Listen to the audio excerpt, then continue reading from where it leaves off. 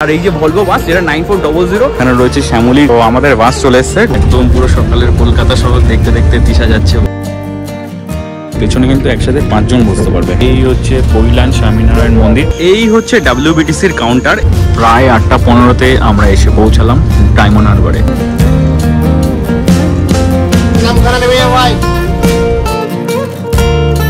আমরা এসে পৌঁছেছি এসপ্ল্যানেড বাস স্ট্যান্ডে। তো এখান থেকে কিন্তু বাসগুলো ছাড়বে। বকখালি যাওয়ার জন্য অনেক অপশন রয়েছে, তোমরা চাইলে ট্রেনে করে যেতে পারো। সেক্ষেত্রে তোমাদেরকে নামতে হবে নামখানা স্টেশনে। আমরা অলরেডি অনেকবারই নামখানা থেকে গেছি ট্রেনে করে। তো আজকে তোমাদের সাথে শেয়ার করবো কলকাতা থেকে কি করে খুব সহজে এসি ভলভো বাসে তোমরা বকখালি পৌঁছাবে। আর এখান থেকে কিন্তু লাক্সারিয়াস এসি ভলভো বাসগুলো ছাড়ে, যেমন দেখতেই পাচ্ছ এখানে রয়েছে শ্যামলীর, আর এদিকে রয়েছে গ্রিন লাইন, এখানে শ্যামলীর রয়েছে, এখানে রয়েছে এক্সপ্রেস লাইন। এখানটা দেখতেই পাচ্ছ শ্যামলীর কাউন্টার রয়েছে, তার সাথে এখানে রয়েছে এক্সপ্রেস লাইন, তার পাশে এখানেও কিন্তু এক্সপ্রেস লাইন্সের কাউন্টারটা রয়েছে। এই হচ্ছে WBTCর কাউন্টার। এখান থেকে তোমরা টিকিট বুক করতে পারো। তবে আমরা এখান থেকে বুক করিনি, আমরা বুক করেছি রেড বাস অ্যাপ থেকে। তোমরা চাইলে রেড বাস থেকে করতে পারো, পেটিএম থেকে করতে পারো, বা WBTCর অফিসিয়াল ওয়েবসাইট থেকেও করতে পারো। এছাড়া তোমরা কাউন্টারে আসলেও পেয়ে যাবে। এখানে তোমরা দীঘা, বকখালি সব জায়গারই টিকিট পেয়ে যাবে। আর তোমাদের 3 নম্বর কাউন্টার থেকে টিকিট কাটতে হবে। একদম ঠিক কাউন্টারের বাইরে কিন্তু খাবারের দোকানও রয়েছে। তো তোমাদের যদি খাবার টাবার কেনার থেকে এখান থেকে তোমরা কিনে নিতে পারো। তো আমাদের বাস চলে এসছে, ঘড়িতে সময় 6:15। এখন আমরা উপরের দিকে উঠছি। এই হচ্ছে বাস। তো আর আমাদের সিট রয়েছে 3 আর 4, এই দুটো। আর মোটামুটি এরকম হচ্ছে সিটিং অ্যারেঞ্জমেন্টটা। এখানে দুটো, এখানে ড্রাইভারের সিট রয়েছে। এটা কিন্তু তোমরা অনলাইনে পাবে না, এটা তোমাদেরকে একদম পুরো অফলাইন যে কাউন্টার আছে সেখান থেকেই বুক করতে হবে। এটা টাইমিং হচ্ছে একদম পুরো ভোর 6টায়। আমাদের হচ্ছে এই যে 3 আর 4 তিস অলরেডি বসে পড়েছে। আর এই যে ভলভো বাস যেটা 9400 এসি ভলভো WBTCর, এটা করে আজকে আমরা যাচ্ছি বকখালির উদ্দেশ্যে। আর এতে আমাদের পার হেড ভাড়া পড়ছে কিন্তু 255 টাকা করে প্রায়। 7:14 শিয়ালদা থেকে রয়েছে লক্ষ্মীকান্তপুর লোকাল, যেটা কিন্তু লক্ষ্মীকান্তপুর থেকে আবার নামখানা লোকাল হয়ে যায়। সেটাতে তোমরা আরামসে 10টার মধ্যে তোমরা নামখানা পৌঁছে যাবে। আর এই বাসও কিন্তু 10:30টার মধ্যে তোমাদেরকে বকখালি নামিয়ে দেবে। এই হচ্ছে WBTCর 9400 বাস। চলো তোমাদেরকে ভেতরের ইন্টেরিয়রটা একবার দেখাই। এই হচ্ছে ভেতরে ঢুকলে। আর এই মোটামুটি হচ্ছে অ্যারেঞ্জমেন্ট। সামনে এখানে 2x2 রয়েছে, মানে এদিকেও 2 জন বসতে পারবে, এদিকেও 2 জন বসতে পারবে। আমাদের সিট রয়েছে এই বাঁ দিকের। আমরা আগেই অলরেডি বুক করেছিলাম, একদম যাতে তোমাদের ভালো ভিউটা দেখাতে পারি ড্রাইভারের একদম ঠিক পেছনে। তো ওই সামনে হচ্ছে স্পেস এতটা মোটামুটি। এখানে তোমরা জলের বোতল টোতল রাখতে পারবে। সেক্ষেত্রে এখানে রয়েছে 2 জনের ঠিক মিডিলে এই জায়গাটা রয়েছে চার্জিং পয়েন্ট। আর এইখানে এসির যে ভেন্টগুলো রয়েছে তার সাথে রয়েছে লাইট। আর এই হচ্ছে ব্যাপার। এখানে একটা বড় উইন্ডো তোমরা পেয়ে যাবে। তিশা অলরেডি বসে পড়েছে। বল কেমন লাগছে এতক্ষণ ওয়েট করার পর? ভালো লাগছে, আমরা আজকে অনেকটাই তাড়াতাড়ি চলে এসেছি। তো এসিটা পাওয়ার পর বেশ ভালো লাগছে। উপরে কিন্তু তোমাদের লাগেজ রাখার জায়গা রয়েছে, মোটামুটি ছোট ব্যাগ এখানে আরামসে ধরে যাবে। আর সিটের সামনে এই জায়গাগুলো যদি তোমরা নাও তাহলে সামনে অনেকটা স্পেস তোমরা পেয়ে যাবে। এটা একদম পেছনের সিটগুলো, পেছনে কিন্তু একসাথে 4 জন বসতে পারবে, 5 জন বসতে পারবে। এটা সিটের পেছনে কিন্তু সিট নাম্বার দেওয়া রয়েছে, যেরকম এটার পেছনে রয়েছে 31।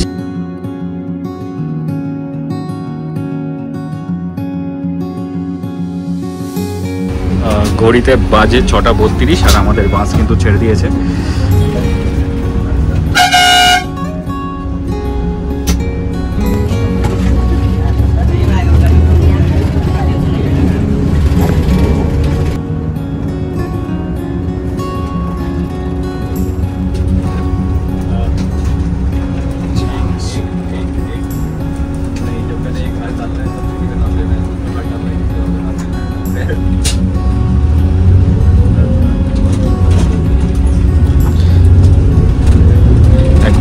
সকালের কলকাতা শহর দেখতে দেখতে দিশা যাচ্ছে বকখালির উদ্দেশ্যে।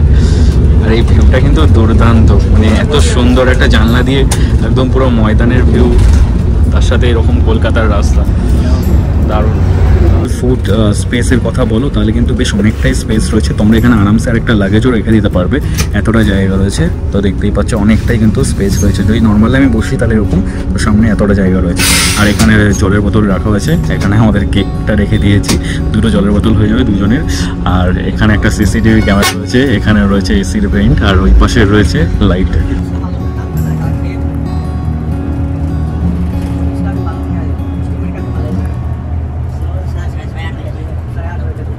একদম ঠিক এই পাশে রয়েছে এই একটা স্পেস সুইচ, এটা যদি তোমরা প্রেস করো তাহলে কিন্তু সিট একদম পেছনের দিকে হেলে যাবে। আর ব্রেকের যদি ফিচার্সটা তোমার দেখাই, মোটামুটি এতটা কিন্তু হচ্ছে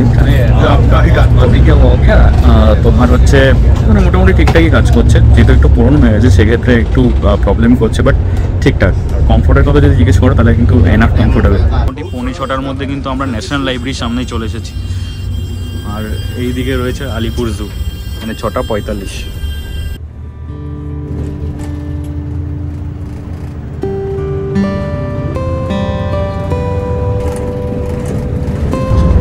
এখন বাজে 7:07, আমরা চলে এসেছি চোখা মেট্রোর কাছে।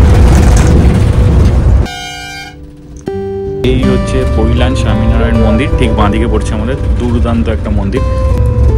আমরা এখন ক্রস করছি পৈলান স্বামীনারায়ণ মন্দির। দারুণ দারুণ। মোটামুটি 7:15 আমরা 7:15 আমরা পৈলান স্বামীনারায়ণ মন্দির ক্রস করে ফেলেছি।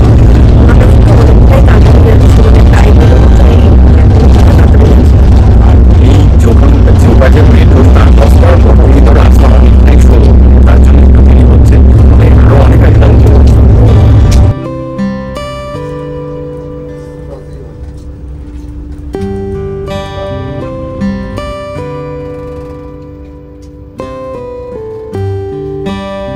এই গাড়িটার জন্য পুরো জ্যাম হয়ে গেছে। এখন যতক্ষণ না এই গাড়ি সরাবে, এই গাড়ি সরবে না, আমাদের গাড়ি আগে যাবে না।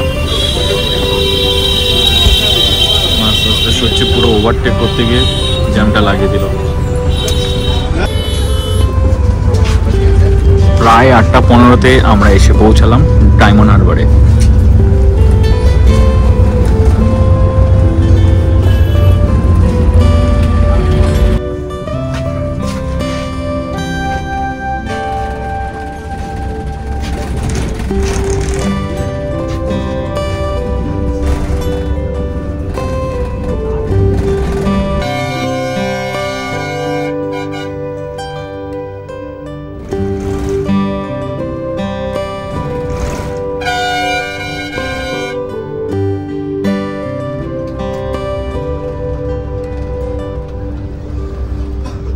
ঘড়িতে বাজে 8:45। ডায়মন্ড ক্রস করে বেশ কিছু দূর এগিয়ে যাওয়ার পর একটা জায়গায় আমাদের গাড়ি একটু দাঁড়ালো একটু চা ব্রেকের জন্য।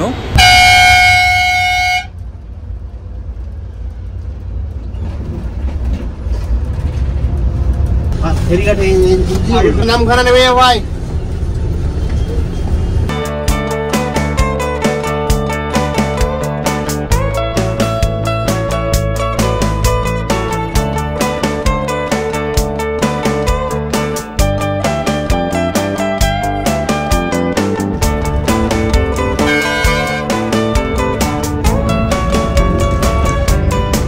চলে এসেছি বকখালি। এখন রয়েছি বকখালি বাস স্ট্যান্ডে। আমাদের আসতে সময় লেগেছে প্রায় 4 ঘন্টা মতো। এখন ঘড়িতে বাজে 10:45। তো চলো এখন এখান থেকে আশেপাশে একটা ভালো হোটেল দেখে নিই, যাতে তোমাদেরকে রাতের বকখালিটা একবার দেখাতে পারি। দেখেই আমরা চেক আউট করে বেরিয়ে যাবো বাড়ির উদ্দেশ্যে। তোমরা চাইলে হোটেল নাও নিতে পারো। সারাদিন যদি তোমরা সাইট সিন করো সেক্ষেত্রে তোমাদের আরও অপশন থাকবে। তোমরা পুরো দিন সাইট সিন করে বিকেলের বকখালিটাকে এনজয় করে বেরিয়ে যেতে পারো বাড়ির উদ্দেশ্যে।